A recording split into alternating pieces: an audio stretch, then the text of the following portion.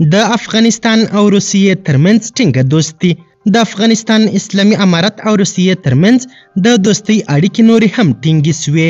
روسیې د افغانستان اسلامي امارت په یو سپېڅلي ځواک سره یاد کړی او د اسلامي امارت د مشرانو سره دوستانه اړیکې پیل کړي. اوس د رسمیت پیژندنې وروستي پړاو ته نږدې سوي. اسلامي امارت د روسیې د دغه څرګندونو هرکلی کړی دا چې د اسلامي امارت او روسیې دوستي څنګه ټینګه او مضبوطه سول. د اسلامي امارت د مشرانو او روسیې ترمنځ څه ډول اړیکې نورې هم جوړیږي او ولادیمیر پوتین اسلامي امارت ته کوم زیری ورکوي، بشپړ حال را سره هم دغه روانه ویډیو کې کتلی سئ. سلامونه قدرمنو لیدونکو، مشال پریس یوټیوب چینل ته مو هرکلی کوم. بهرنیو چارو وزارت د سرپرست حکومت پر وړاندې د مسکو له دریځه هرکلی وکړ. د اسلامي امارت د بهرنیو چارو وزارت نن چهارشنبې د غبرګولي په نهمه په یوه خبرپاڼه کې له سرپرست حکومت سره د روسیې د تعامل په هکله د دغه هیواد له دریځه هرکلی وکړ. بهرنیو چارو وزارت په یوه خبرپاڼه کې ویلي چې کابل تل له مسکو سره د اړیکو د پیاوړتیا غوښتونکی دی.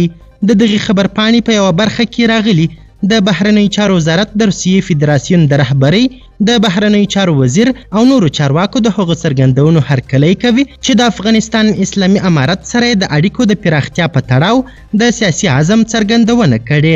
د بهرنیو چارو وزارت د روسیې فدراسیون ته څرګندوي او مشترکو مصالحو پر بنسټ د دواړو ولسونو د ګټو د خوندیتوب په موخه د مثبتو اړیکو د لا پراختیا او ټینګښت په تړاو جدي سیاسي عزم لري. د روسیې د بهرنیو چارو وزیر سرګی لاوروف اوس ویلي چې طالبان په افغانستان کې رښتینی ځواک دی او مسکو غواړي چې هغوی د ترهګرو ډلو له نوملړه بهر کړي.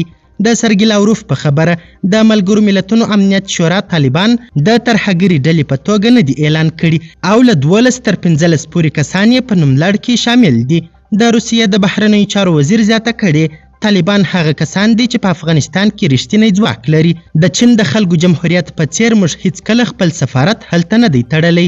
قزاقستان په دې وروستیو کې پریکړه کړې چې د ترهګرو ډلو له نوملړه یې وباسي او موږ به هم ورته کار وکړو.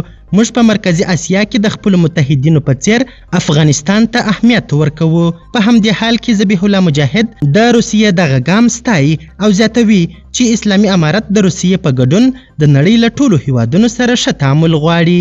ښاغلي مجاهد تلونیوس ته وویل موږ د روسیې دا ګام ستایو او غواړو چې ژر تر ژره عملي سي.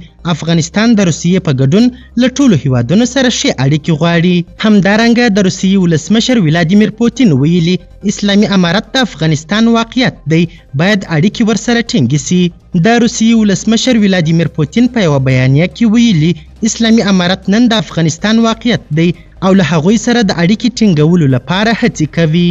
قدرمنو لیدونکو، د ویډیو له کتلو مو نړۍ مننه. د لا زیاتو او نورو لحظه پر لحظه خبري مطالبو لپاره زموږ هم دغه مشال پریس یوټیوب چینل سبسکرایب کړئ. تر بیا او بلې ویډیو ښه وخت ښې چارې د الله په امان.